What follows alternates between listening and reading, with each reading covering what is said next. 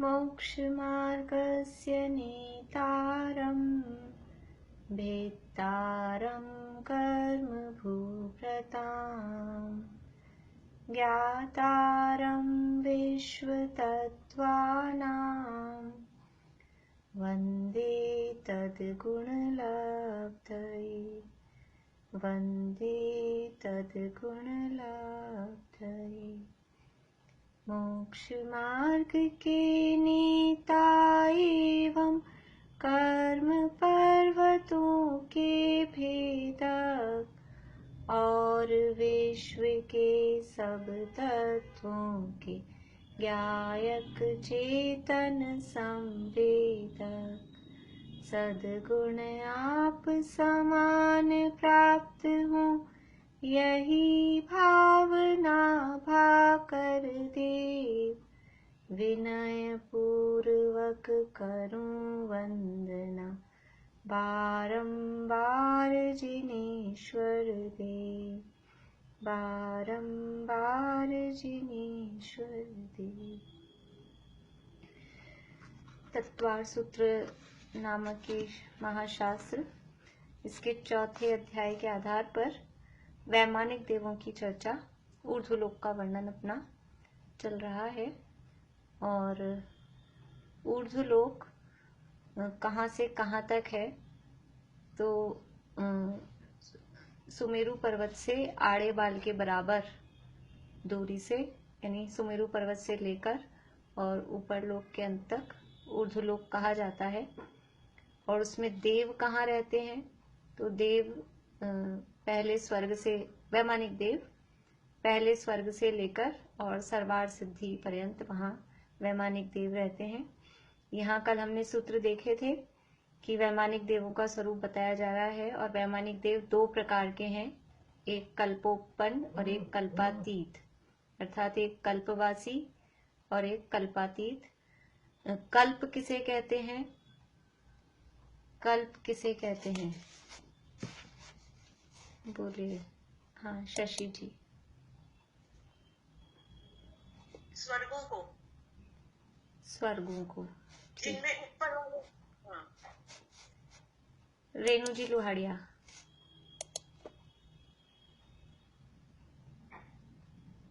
जो 16 जिसमें 16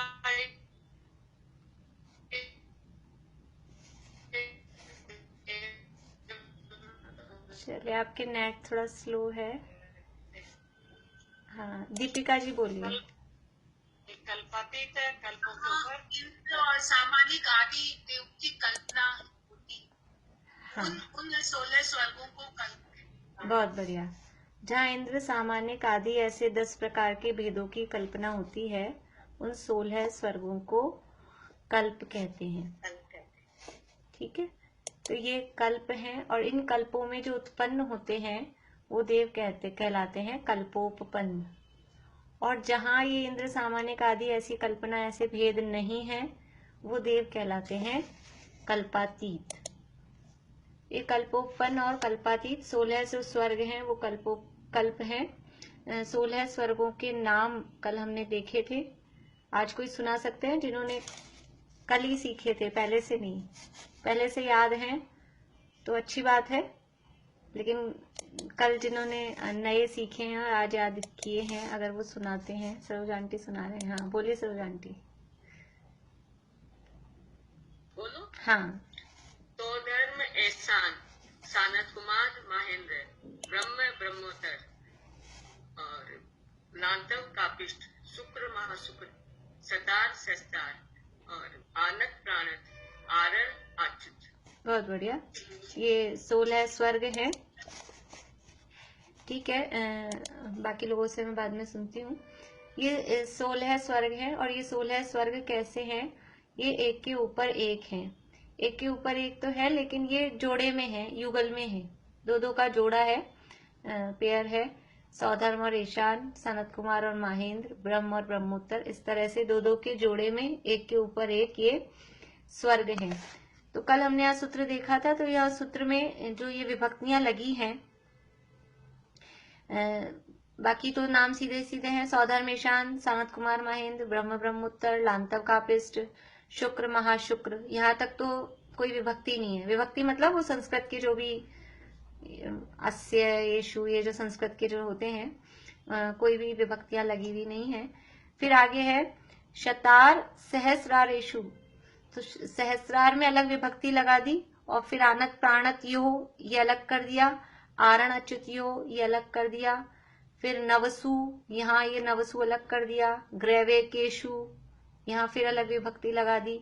अब थोड़ी बहुत जिनको ये लैंग्वेज की नॉलेज है संस्कृत की, उनको थोड़ा समझ में आ रहा होगा, नहीं तो सीधे सीधे से नाम बता देते इकट्ठे, जैसे ऊपर इकट्ठे नाम बताए सौधर्मेशान, ऐसे ही यहाँ बोलते महाशुक्र, शतार, सहस्रार, आनत, प्राणत, आरण, अच्युत, नवग्रैवेयक, ऐसे करके सीधा सीधा बोल देते। ये बीच में विभक्ति लगाने का कारण होता है, तो जो संस्कृत के विद्वान होते हैं वो उसका कारण समझते हैं, तो वो टीकाओं में बताए हैं इसके कारण, जो श्लोक वार्तिक आदि टीकाएं हैं उसमें कारण बताया कि ये अलग अलग क्यों लगाया है, कि ऐसा नहीं समझ लें कि ये सारे यानी ये दो दो के युगल में है और एक के ऊपर एक है, ऐसा बताने के लिए यहाँ पर ये सहस्रार के बाद में फिर आनत प्राणत को अलग किया, आरण अच्युत को अलग किया, क्योंकि इन 16 स्वर्गों में इंद्र तो है 12, वो भी हम देखेंगे कैसे हैं।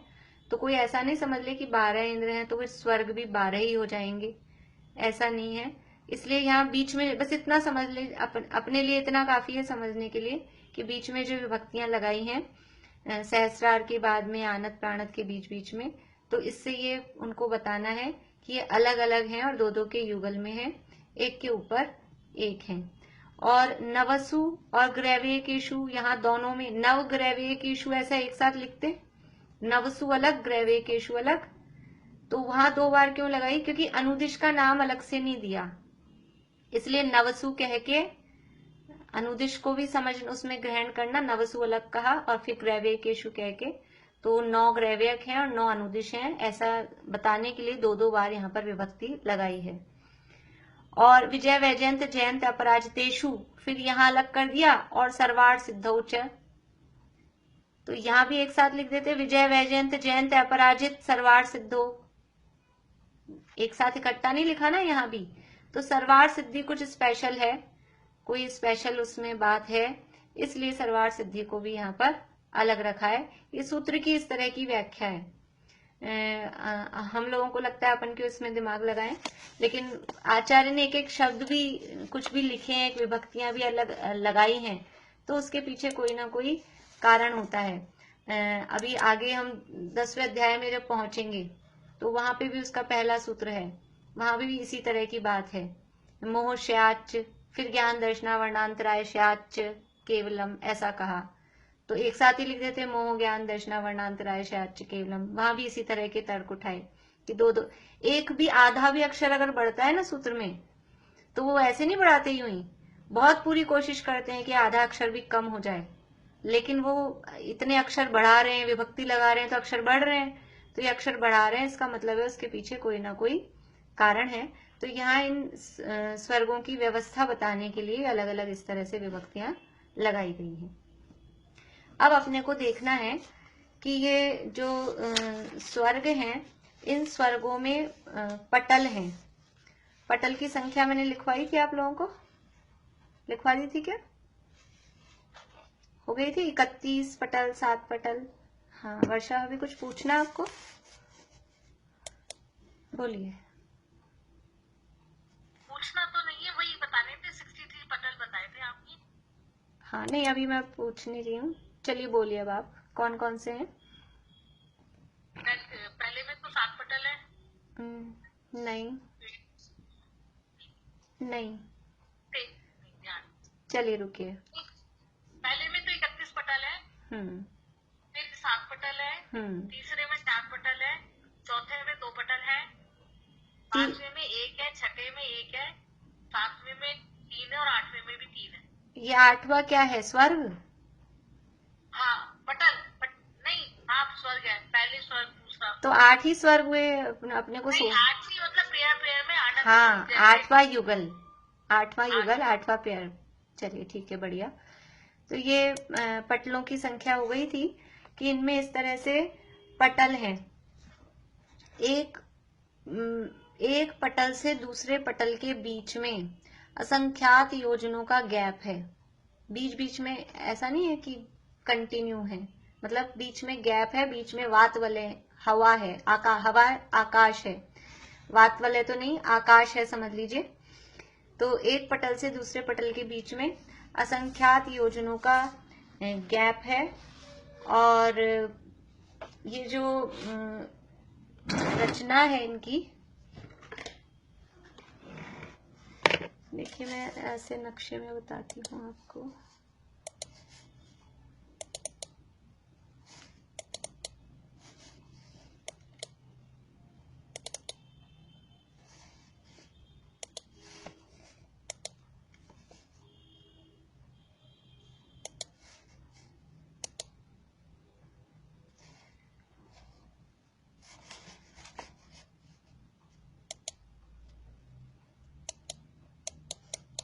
देखिए जो अपने को दिख रहा है स्क्रीन पे 3 लोक का नक्शा,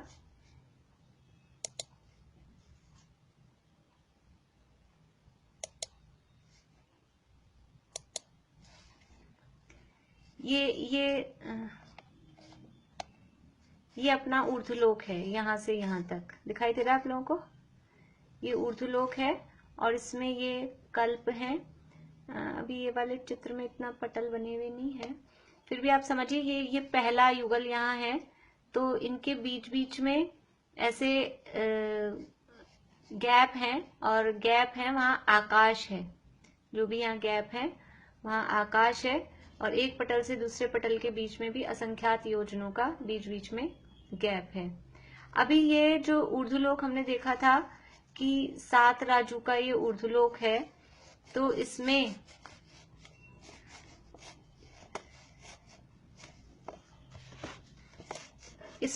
जो पहला युगल है, पहला युगल ये 1.5 राजू में पहला युगल सौधर्म ईशान जो स्वर्ग है,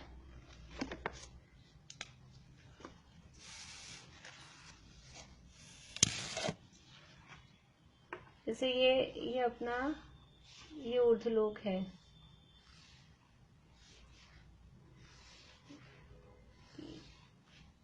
ये तो मध्यलोक है, ये पहला युगल।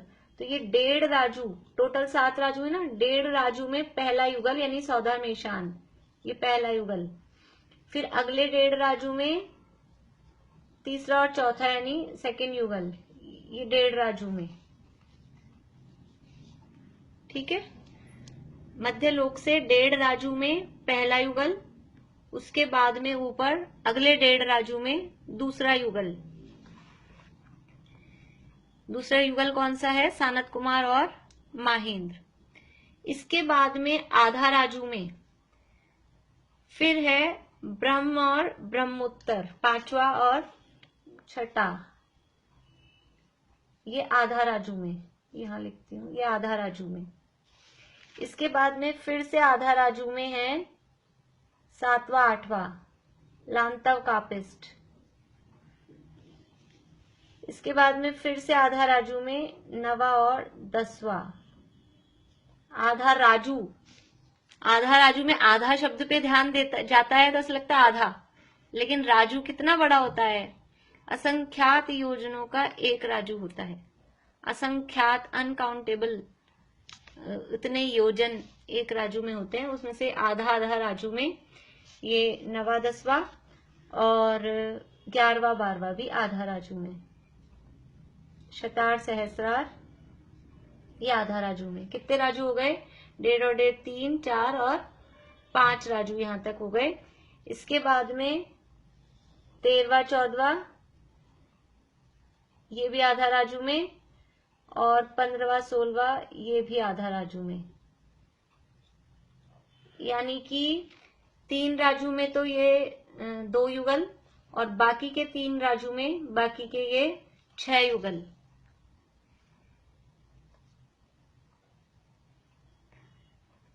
ये इस तरह से ऊर्ध्वलोक में 6 राजू तक की तो हिसाब ये हो गया। इसके बाद में क्या है? अब 16 स्वर्ग के ऊपर सबसे पहले क्या है? 9 ग्रैवियक, 9 ग्रैवियक है। उसके बाद में 9 अनुदिश है और उसके बाद में 5 अनुत्तर हैं। तो अब क्या बचा है अपने पास में? अपने पास में बचा है अब पूरा एक राजू, एक राजू बचा है ना पूरा। 6 राजू है, 1.5 राजू ये और 1 2 और 3, तो 6 राजू हुए, एक राजू बचा है पूरा। मतलब वो जो माइनस है मध्य लोक वाला, वो पहले स्वर्ग के पहले दूसरा जो कपल युगल है उसमें से उसको माइनस करा हुआ है। तो अभी यहाँ एक राजू का एरिया बचा है। एक राजू के एरिया में से सिद्धालय भी है, सिद्ध लोग। आपको कुछ पूछना है रश्मि जी? हाँ बोलिए, अनम्यूट करिए। ये 3.5 हुआ ना, आधा आधा राजू करके 3.5 हुआ। 3.5 कैसे हुआ? ये 1.5 तो ये, फिर ये 1 4, ये 5, ये 6, 1.5 और 1.5 3 होते हैं ना। हाँ, तो फिर आधा आधा 3.5 हो गया ना, आधा आधा। आप देखो ये 1.5 और 1.5 3, फिर आधा राजू में ये, आधा राजू में ये, तो ये एक राजू हो गया। फिर आधा राजू में ये, आधा राजू में ये दूसरा राजू हो गया। फिर आधा में 13 14, आधा में 15 16, तो ये तीसरा राजू हो गया। मेरे ज्यादा किससे आ गया? बाकी सबके सही आ रहा है?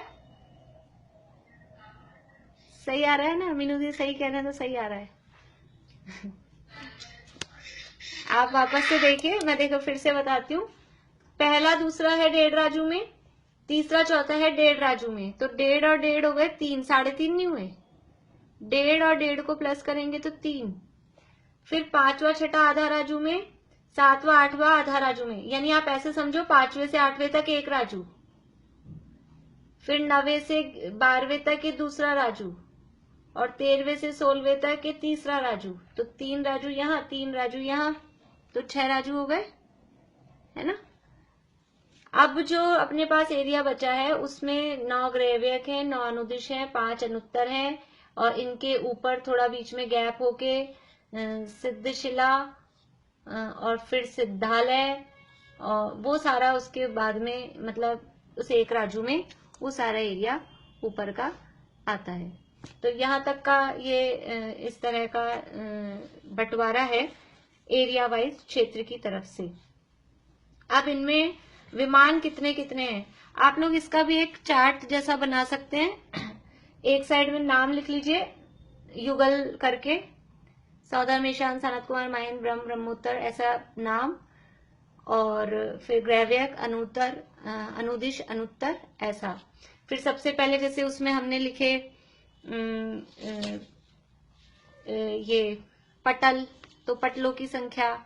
फिर अभी हमने देखा कितना कितना क्षेत्र है, तो क्षेत्र की संख्या लिख सकते हैं। फिर हम इंद्र देखेंगे तो इंद्र लिख सकते हैं। फिर इनकी लेश्याएं आएगी, तो लेश्या वो आगे फिर कॉलम बनते जाएंगे, वही पिन पेज जैसा आप ले लीजिएगा, तो उसमें ये चार्ट ऐसा बन जाएगा, तो एक ही जगह सारी चीजें आ जाएगी, है ना।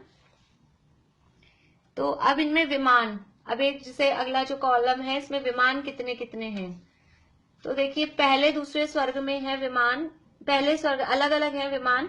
ऐसा करिएगा आप पूरे 16 अलग ही बनाइएगा, ताकि जो विमानों की संख्या है ना उसमें फिर, क्योंकि विमानों की संख्या अलग अलग है, अलग ही नाम लिखेंगे तो चक्कर नहीं पड़ेगा, कुछ भी गड़बड़ नहीं होगी, कहीं अलग है कहीं मिक्स है। हाँ बोलिए सुधा जी। मतलब 7 राज्य में हुआ तो 6 राज्य में तो ये आ गए, 16 विमान आ गए। हाँ तो मध्य तो भी तो इसमें 7 हाँ, में कुछ कम होगा ना। मैंने कहा ना ये जो 1.5 राजू है ना, पहले दूसरे स्वर्ग वाला जो 1.5 राजू है उसी में से मध्य लोक का कम करना है। मध्य लोक का जो 1,40,000 योजन है वो इस 1.5 राजू में से माइनस हो जाएगा। पर वो अपने को, मतलब वो सामान्य रूप से ऐसा ही कथन करते हैं, क्योंकि 1,40,000 योजन और 1.5 राजू, राजू ही नहीं पता हमको, पहले वो वैल्यू तो लिखने में आएगी तब हम माइनस कर पाएंगे। तो ऐसा लिख सकते हैं 1.5 राजू माइनस 1,40,000 योजन, ऐसा करके। लेकिन सामान्य रूप से लिखें कि पहले 1.5 राजू में पहला दूसरा स्वर्ग है, ऐसा सामान्य कथन कर सकते हैं। अब है विमान। तो पहले स्वर्ग में है, मैं इसको साफ करके, पहला जो है सौधर्म, उसमें है 32 लाख। ये अकृत्रिम चिन्हालयों की संख्या भी इसमें हमको साथ में निकल के आ जाएगी। तो पहले में है 32 लाख, दूसरे में है 28 लाख, फिर तीसरे में है 12 लाख। इसमें भी कोई हिसाब नहीं है कि किस क्रम से कम हो रहे हैं, ऐसा कोई हिसाब नहीं है, वो अलग ही है, मतलब अपने हिसाब से ही है। फिर चौथे में है 8 लाख,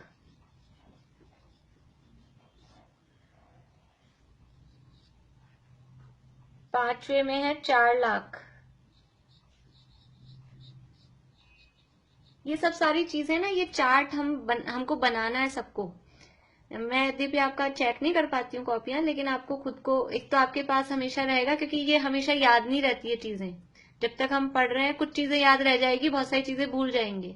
तो लिखा हुआ रहेगा, तो कभी अपन कॉपी खोल के देख सकते हैं, दोबारा देखेंगे तो याद भी आ सकता है। और अभी इससे कुछ ना कुछ एक कंपैरिजन करेंगे हम कि आखिर हो क्या रहा है। पहला स्वर्ग नीचे है कि ऊपर? पहला स्वर्ग नीचे है, तीसरा चौथा उसके ऊपर है, पहला दूसरा नीचे है। फिर भी एक कंपैरिजन हम देखेंगे कि ये विमानों की संख्या कैसे जा रही है। विमानों की संख्या घटती भी जा रही है, कम होती भी जा रही है। बस अभी इतना ध्यान रखना है, फिर हम आगे अभी 20-21वां सूत्र आएगा, फिर उसमें बात करेंगे इस चीज की। ये हो गया पांचवा। फिर छठे में है 50,000। पांचवा छठा नहीं, ये पांचवा छठा एक साथ ही है, क्योंकि इसमें इंद्र एक ही है। पांचवा छठा इनमें 4 लाख। फिर सातवां आठवां इसमें है 50,000। फिर 9वें 10वें में है 40,000। और 11वें 12वें में है 6,000। फिर 13वें 14वें में और 15वें 16वें में। तो 13वें 14वें में है 300। एक मिनट, नहीं, 13वें 14वें में है 400 और 15वें 16वें में है 300। ऐसे दोनों में मिलाकर मतलब चारों में मिलाकर 700 ऐसे होते हैं। मैं बोलती भी जा रही हूँ, फिर से बोल देती हूँ। पहले में है 32 लाख, दूसरे में 28 लाख, तीसरे में 12 लाख, चौथे में 8 लाख, फिर पांचवें छठे में 4 लाख, सातवें आठवें में 50,000, 9वें 10वें में 40,000, 11वें 12वें में 6,000, 13वें 14वें में 400 और 15वें 16वें में 300। और कहीं कहीं इकट्ठा भी लिखते हैं, 13वां से 16वें तक 700, ऐसा इकट्ठा भी दोनों का आता है 700। और 300-400 में भी थोड़ा कहीं अलग अलग ग्रंथों में एक आध थोड़ा पॉइंट का भी फर्क मिलता है, लेकिन ऐसा ये सरल वाला है। अभी अपन यही देख लेते हैं। ये विमानों की संख्या है। ये कितने हो गए? यहां तक प्लस करेंगे, कर लिए क्या किसी ने? हाँ बोलिए प्रमिला चाची, कितने हो गए ये? अनम्यूट करिए।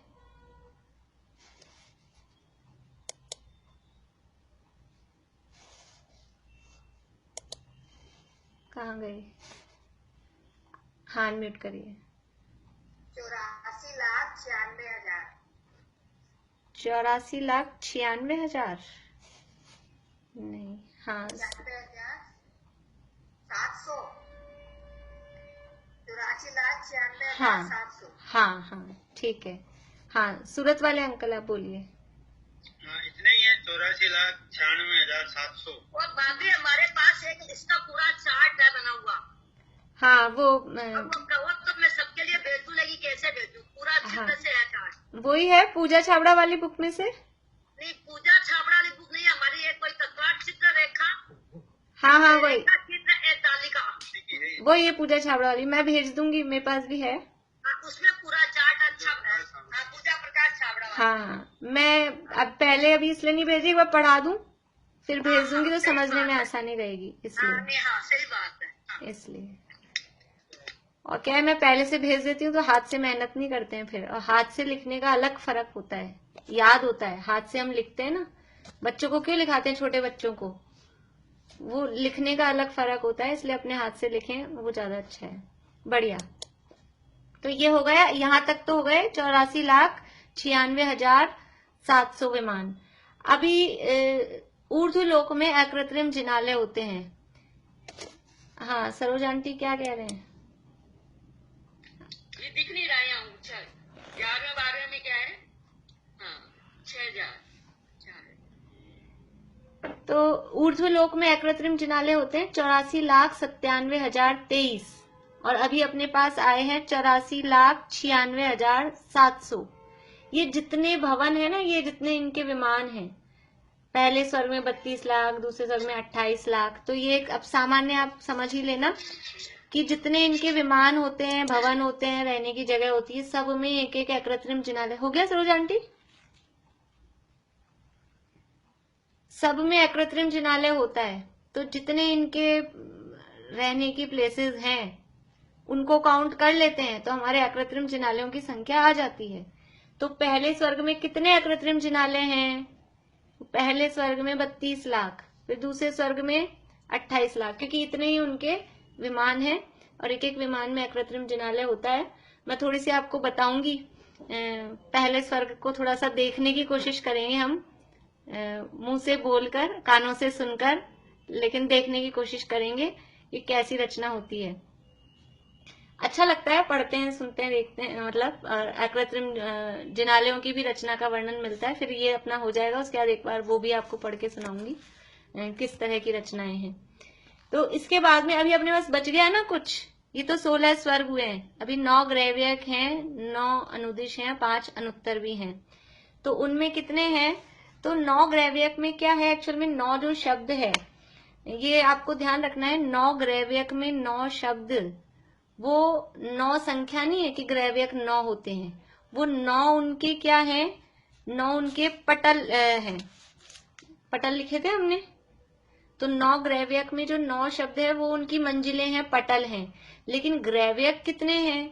ग्रैव्यक ज्यादा हैं, तो इनको 3 ग्रुप में बांटते हैं।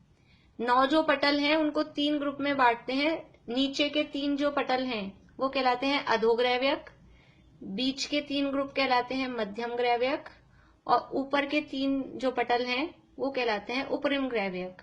ऐसे 9 जो पटल हैं ग्रैव्यकों के, उनको 3 ग्रुप में बांट देते हैं। ये हटा दूं?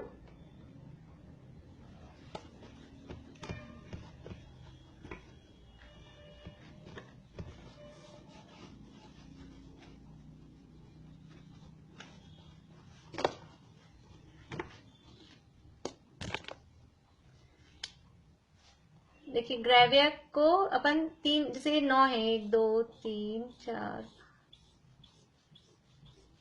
ये 9 है, तो ये 1 2 3 ये एक ग्रुप, फिर ये 1 2 3 ये दूसरा ग्रुप, और फिर ये 1 2 3 ये तीसरा ग्रुप। ऐसे 3 ग्रुप हो गए।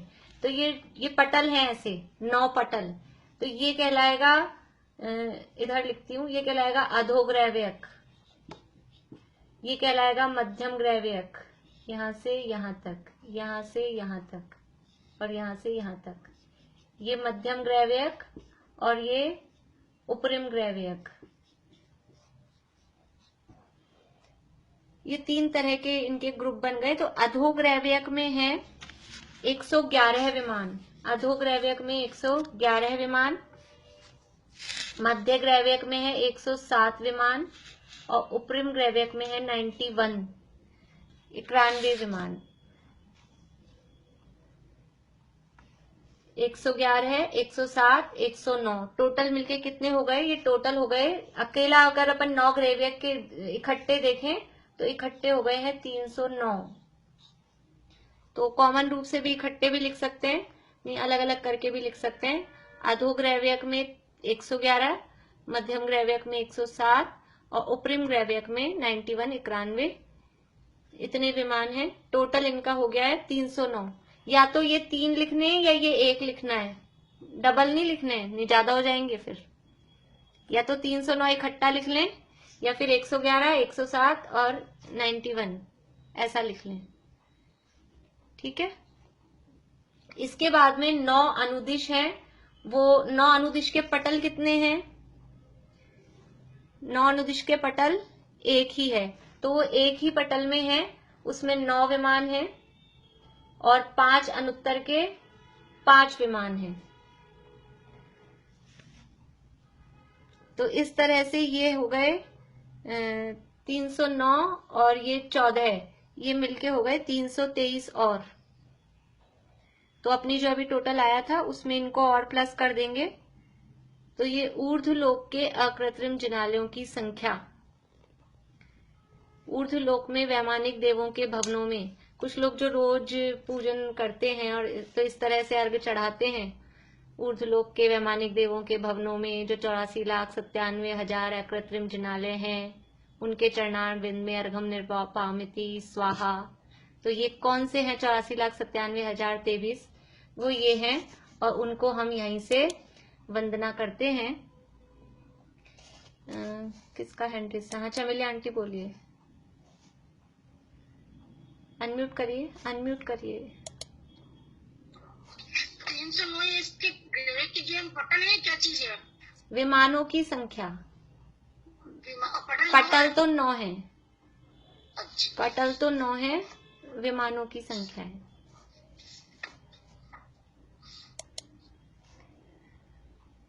देखिए अभी 2 जगह 9 शब्द है, 9 ग्रैव्यक और 9 अनुदिश। तो 9 ग्रैव्यक में 9 शब्द और 9 अनुदिश में 9 शब्द। ये मैं बता रही हूँ, ये क्वेश्चन मैं देती हूँ एग्जाम में, इसलिए मैं आपको अभी बता रही हूँ। मेरे पुराने पेपर है उसमें ये क्वेश्चन दिया हुआ है, और अभी भी पेपर होगा उसमें मैं ये क्वेश्चन दूंगी। तो 9 ग्रैव्यक में 9 शब्द, वो क्या बता रहा है, और 9 अनुदिश में 9 शब्द क्या बता रहा है? कौन बता रहे हैं?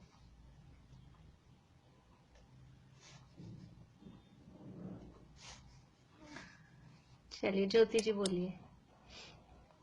हाँ, दीदी ये 9 ग्रैव्यक हैं, उनमें तो ये 9 पटल हो गए, 9 वो बता रहा है, और जो 9 अनुदिश हैं उसमें 9 विमान हैं। बढ़िया, बहुत अच्छा। 9 ग्रैव्यक में 9 शब्द है, वो पटल का सूचक है, पटल को इंडिकेट कर रहा है। और 9 अनुदिश में 9 शब्द है, वो विमान को बता रहा है, 9 विमान है, उनकी संख्या उसको बता रहा है। 9 ग्रैव्यक में 9 शब्द, वो ग्रैव्यकों की संख्या नहीं बता रहा। ग्रैव्यक तो कितने हैं? 309। ग्रैव्यक के जो विमान, ग्रैव्यक कितने मतलब उनके विमान कितने हैं? वो तो है 309, लेकिन उसमें पटल कितने हैं? पटल 9 है, इसलिए वहां शब्द दिया 9 ग्रैव्यक। और 9 अनुदिश में पटल 9 नहीं है, वो 9 अनुदिश में विमान 9 है, उस विमान का सूचक है। तो ये बात हमको ध्यान रखनी चाहिए।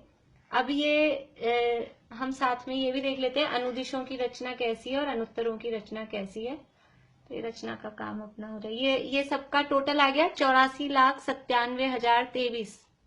84,97,000 और फिर 23 84,97,023, ये इसका टोटल है। ये ऊर्ध्वलोक के अकृत्रिम जिनालयों की संख्या है। हाँ अंकल बोलिए। ये पहले जो विमान आए थे वो 84,93,700 आए थे। हाँ। फिर आपने ऊर्ध्वलोक में जिनालय बताए थे, वो कितने बताए थे? 84,97,023 टोटल है। तो अभी ये जो पहले आए थे ना, इनमें ये भी और प्लस करना। 309 ये 9 और 5 ये और प्लस करेंगे। अच्छा, ये 323 और हाँ, 323 और जोड़ेंगे, 323 और जोड़ेंगे इनमें, तो फिर ये हो जाएंगे 84,97,023। यानी ऊर्ध्वलोक के 63 पटलों में ये 84,97,023 ये विमान है। हाँ मधु भाभी बोलिए। एक बार आप दोबारा से बता दो, ये पहले जो 84,96,700 आ गए, फिर उसको उसको आप छोड़ दीजिए, पहले जो टोटल किया उसको तो छोड़ दीजिए, अभी तो पूरा टोटल इकट्ठा कर लीजिए, समझ लीजिए जो पहले अपन ने लिखे थे और अभी जो लिखे हैं सारा टोटल एक साथ ही करना है। वो तो मैंने वैसे ही बीच में पूछ लिया था कि कोई कर रहा है क्या टोटल, ये सोच के। ऊपरी ग्रेविक में आपने 91 बताया है, फिर मध्यम में 107, हाँ में 111 है ना? हाँ। और फिर अनुदिश में कितने हैं, 1 है या 9? 9 विमान 9 है। विमान तो एक ही बताया ना इसमें? नहीं 9 लिखा है मैंने यहाँ, 9 और फिर 5 ऐसे करके, यहाँ नाम नहीं लिखा मैंने, बोल दिया था नाम। 9 अनुदिश में है, 5 अनुत्तरों में है। ठीक है, थैंक यू। हाँ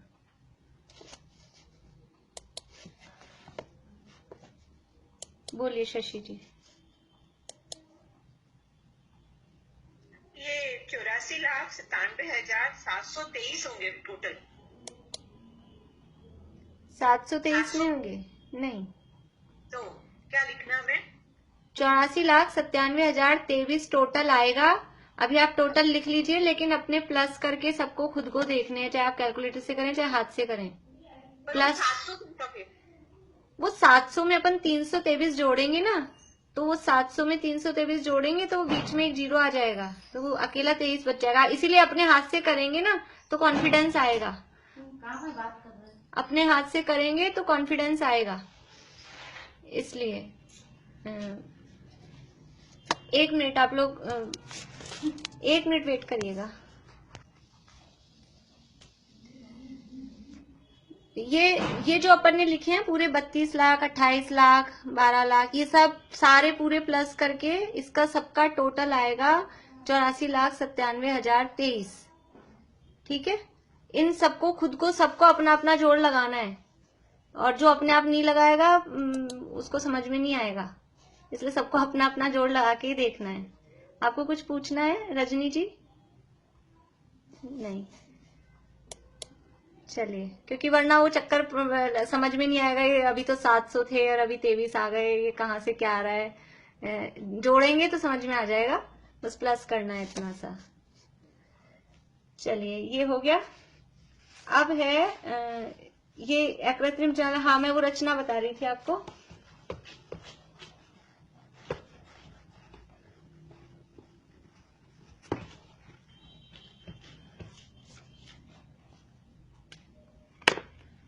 जो अनुदिश है, 9 अनुदिश, 9 ग्रैवियक में तो हमने आपको बता दिया 9 पटल हैं और 3-3 के उनके ग्रुप हैं, उसमें विमान है। ठीक है, अब ये जो अनुदिश है, अनुदिश में 9 है, 9 विमान, और पटल उनका एक ही है, यानी एक ही लेवल पे 9 विमान है।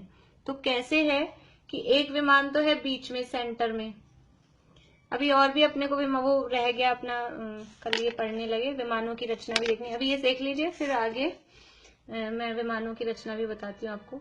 ये एक तो है बीच में, बीच वाले को क्या कहते हैं, अपन ने पढ़ा है उसमें। बीच वाले को कहते हैं, हाँ बोलिए शशि जी।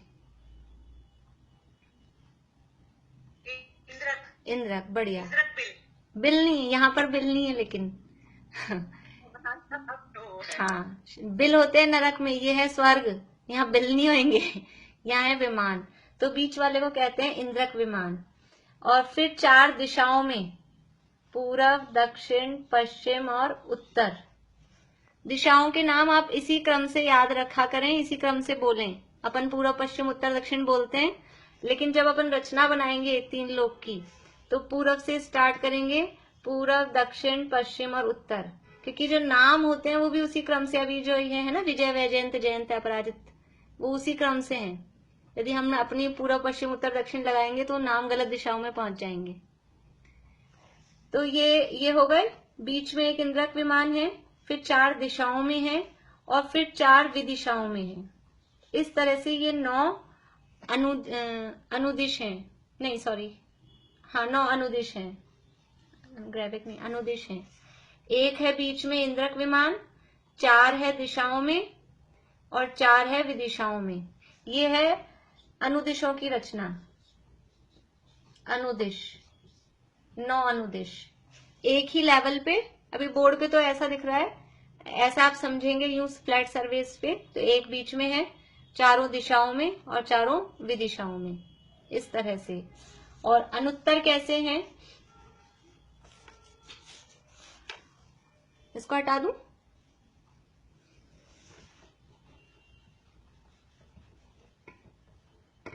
अनुत्तर कैसे हैं? एक तो है सेंटर में और केवल 4 दिशाओं में, क्योंकि अनुत्तर है 5 ही, तो इस तरह से ये 5 अनुत्तर हैं। 5 अनुत्तरों के नाम हमको सूत्र में दिए हैं, विजय, वैजयंत, जयंत, अपराजित और सर्वार्थ सिद्धि, है ना। तो बीच वाला तो है सर्वार्थ सिद्धि, और पूर्व से चालू करेंगे तो विजय, फिर दक्षिण में वैजयंत, फिर पश्चिम में जयंत और उत्तर में अपराजित। इस तरह से ये 5 अनुत्तरों की रचना। एक बीच में इंद्रक जो सर्वार्थ सिद्धि का विमान है, और उसके चारों दिशाओं में ये 4 विमान और हैं। ये अनुत्तर की रचना है।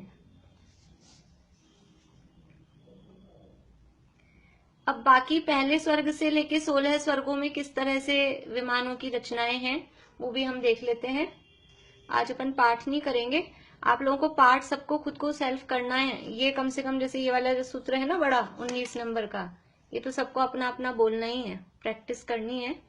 और वो पाठ करने में फिर टाइम पूरा 15-20 मिनट का चाहिए होता है और एक्स्ट्रा। आज अपन पढ़ लेते हैं, फिर कल पाठ कर लेंगे।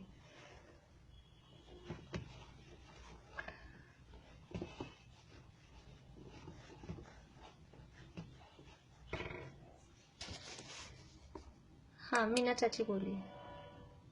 दीदी अभी आपने ये क्या बताया था? ये 5 अनुत्तर कैसे होते हैं, 5 अनुत्तर किस तरह से बने हुए हैं उनकी रचना बताइए। और उससे पहले वो 9 अनुदिश कैसे होते हैं उनकी रचना बनाई थी। तो सिंपल है, एक बीच में है और चारों दिशाओं में 4 हैं, ये तो अनुत्तर में है। और अनुदिश में एक बीच में है, चारों दिशाओं में 4 और चारों भी दिशाओं में 4, तो 8 तो हो गए चारों तरफ और एक बीच में, ऐसे। ठीक है। अब ये स्वर्गों में, ये जैसे वहां हमने देखा था नरकों में बिल थे, और बिल ऐसे ही नहीं थे कैसे भी बने हुए हों, उसमें एक सिस्टमैटिक थे कि इंद्रक बिल थे, श्रेणीबद्ध बिल थे और प्रकीर्णक बिल थे। 3 प्रकार के बिल थे। याद आ गया आप लोगों को? याद है या आया? याद ही है, ठीक है। तो जैसे वहां 3 प्रकार के बिल थे, वैसे ही यहाँ 3 प्रकार के विमान हैं, इंद्रक विमान, श्रेणीबद्ध विमान और प्रकीर्णक विमान। तो जो सबसे बीच वाला विमान है उसको कहते हैं इंद्रक विमान, और जो लाइन से बने होते हैं दिशाओं में, ये तो बीच वाला हो गया, फिर दिशाओं में होते हैं ऐसे, ये कहलाते हैं श्रेणीबद्ध।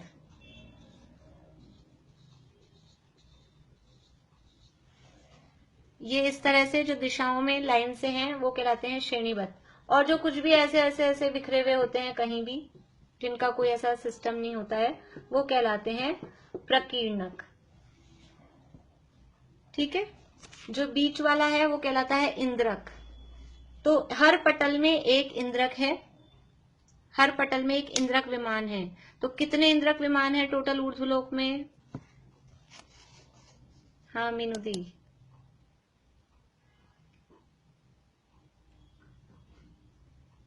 अनम्यूट करिए, अनम्यूट करिए।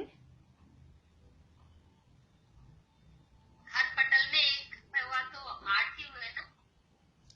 8 ही हुए? नहीं 12 हुए, वैसे तो 12 है, नीचे के 2।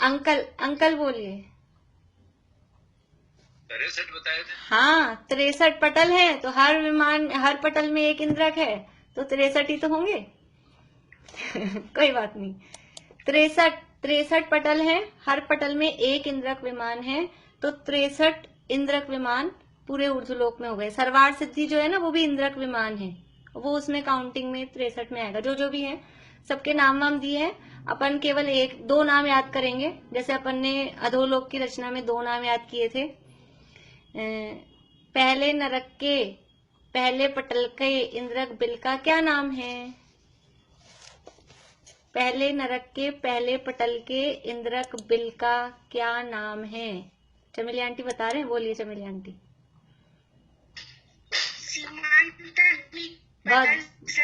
बहुत बढ़िया। सीमंतक बिल है 45 लाख योजन का। अभी मनोरमा आंटी बताएंगी 7वें नरक के इंद्रक बिल का नाम। कहाँ से आवाज आ रही है? अच्छा मेरे। हाँ मनोरमा आंटी बोलिए।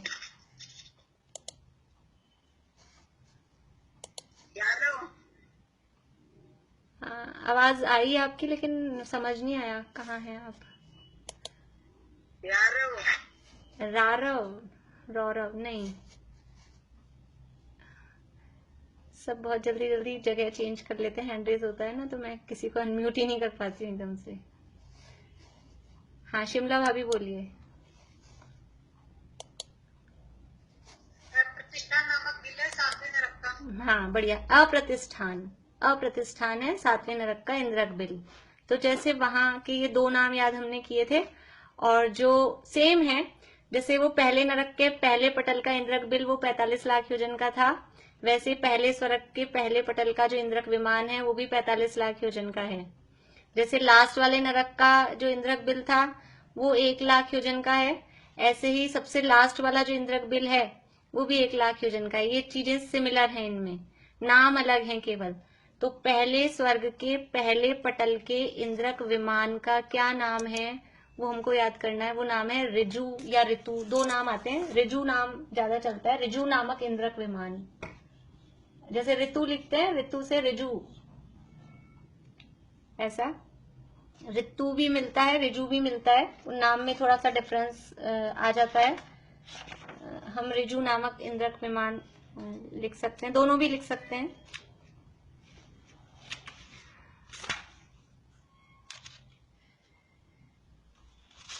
और ये तो पहला हुआ इंद्रक विमान।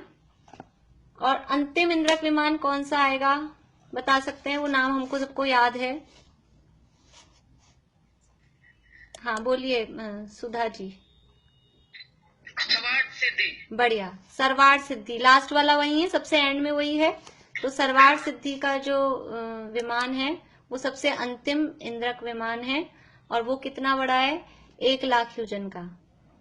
और ये जो ऋजु नामक इंद्रक विमान है पहले स्वर्ग के पहले पटल का इंद्रक विमान, वो है 45 लाख योजन का। जब हमने याद की थी 5 चीजें, 45 लाख योजन वाली और 1 लाख योजन वाली, उसमें हमने ये याद किया हुआ है। तो इसमें देखिए अपना टाइम होने वाला है, ये अपन देख लें। तो इस तरह से ये पटलों में विमानों की इस तरह से व्यवस्था होती है। एक बीच में इंद्रक है, चारों दिशाओं में श्रेणीबद्ध है, और उसके बाद में प्रकीर्णक है। नरक से यहाँ पे क्या डिफरेंस है? नरकों में जो श्रेणीबद्ध बिल थे वो विदिशाओं में भी थे। ध्यान आ रहा हो आप लोगों को? अपनी बुक में उसका चित्र है, था क्या शायद, या उसका चार्ट तो था, है ना? चार्ट था, चित्र नहीं था शायद।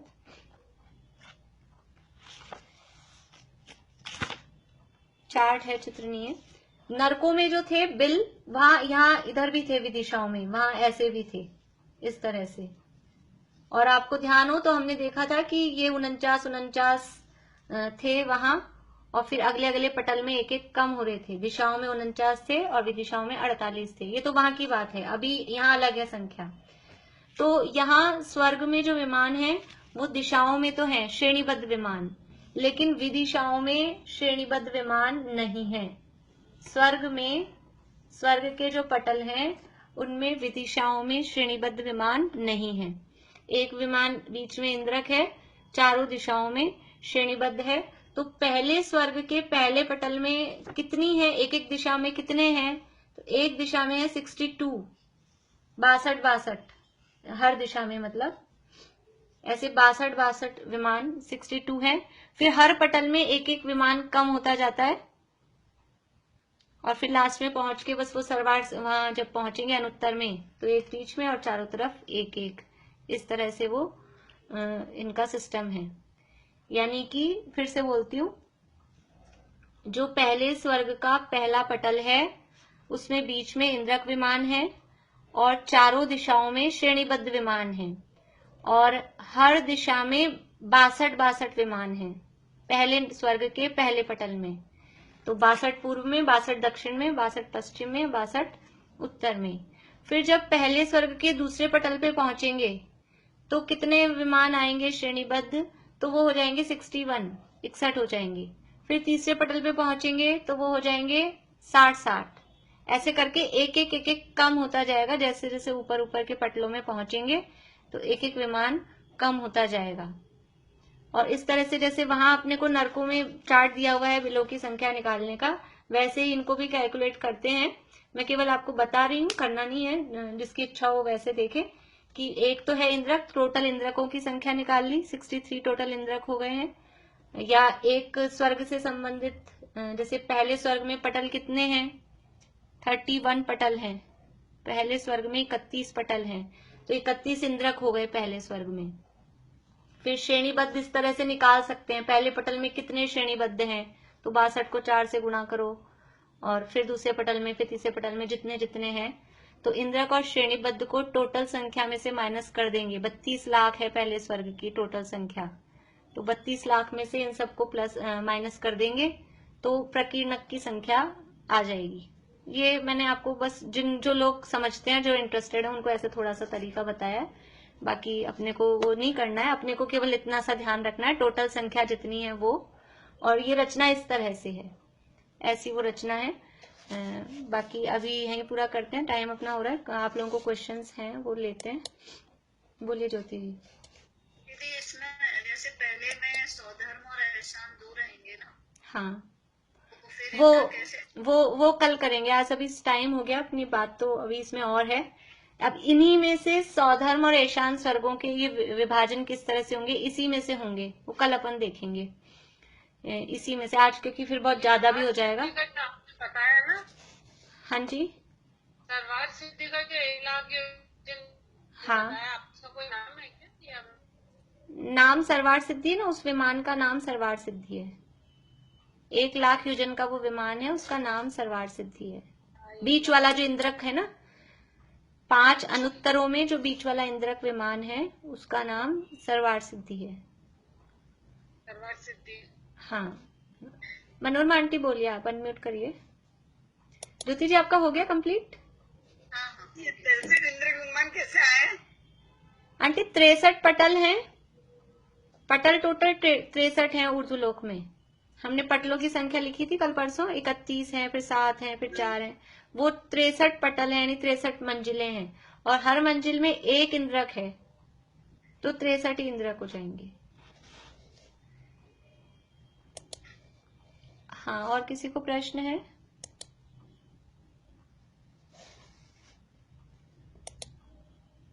नहीं, पूरा करें। हाँ, मधु भाभी बोलिए।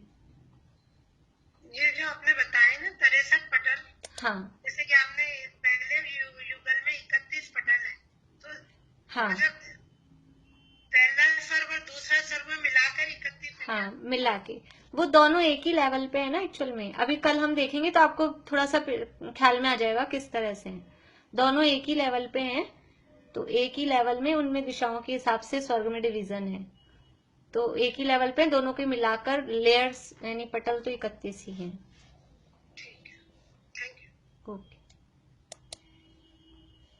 हाँ बोलिए प्रेमलता जी। ये संख्या वापस से बता दीजिए। 37, 7 और 4 है। नहीं 37 नहीं, 31। इससे नीचे और बता दीजिए। हाँ बताती हूँ। पहला युगल यानी पहले दूसरे में है 31, फिर दूसरे तीसरे चौथे में है 7, 5वें छठे में 4, 7वें 8वें में 2, 9वें 10वें में 1, 11वें 12वें में भी 1, 13वें 14वें में 3 और 15वें 16वें में भी 3। ऐसे ये पटल की संख्या है।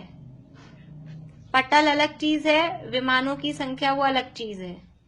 तो जो ज्यादा है क्वांटिटी में वो तो विमानों की संख्या है, और जो थोड़े थोड़े से हैं वो है पटल। ऐसे करके ध्यान रख लीजिए। हाँ बोलिए। क्या बताया आपने? क्या चीज? ये 62% से बताया ना, ये 62 है पहले स्वर्ग के पहले पटल में जो श्रेणीबद्ध विमान है। तो एक दिशा में 62 श्रेणीबद्ध विमान, फिर दूसरी दिशा में 62 श्रेणीबद्ध विमान, फिर तीसरी में 62, चौथी में भी 62, इस तरह से 62 है।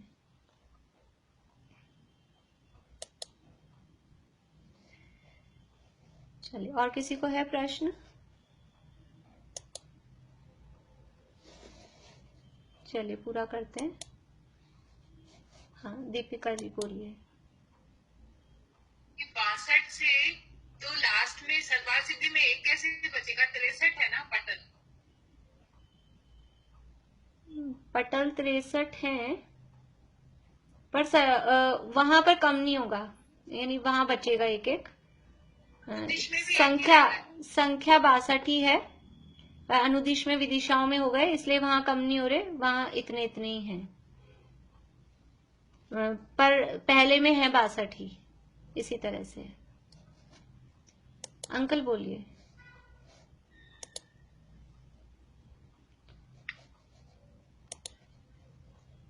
ये जो श्रेणीबद्ध बिल है, इनकी संख्या निकालनी है क्या? ये आपकी मतलब चॉइस पे है, आप निकालना चाहें तो निकाल लीजिए, आपको जैसे मतलब खुद को करना हो तो ये जो श्रेणीबद्ध बिल की विमानों की संख्या निकालने के बाद में जो हमको टोटल है उसमें से माइनस कर देंगे तो वो आ जाएंगे पर। हाँ, इंद्रक और श्रेणीबद्ध दोनों को माइनस करेंगे, जैसे वो नरक वाले में चार्ट बना हुआ है ना, उसी तरह से वैसे आएंगे।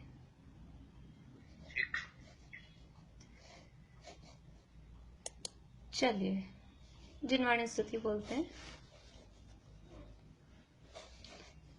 हाँ, और पूछना आपको? बोलिए।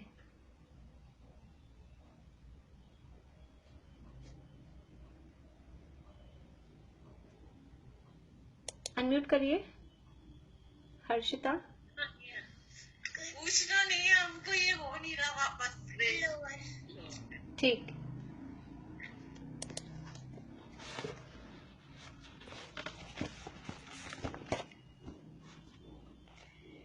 निज आत्मा के भान बिन सुख मान कर रति राग में, सारा जगत नित जल रहा है वासना की आग में।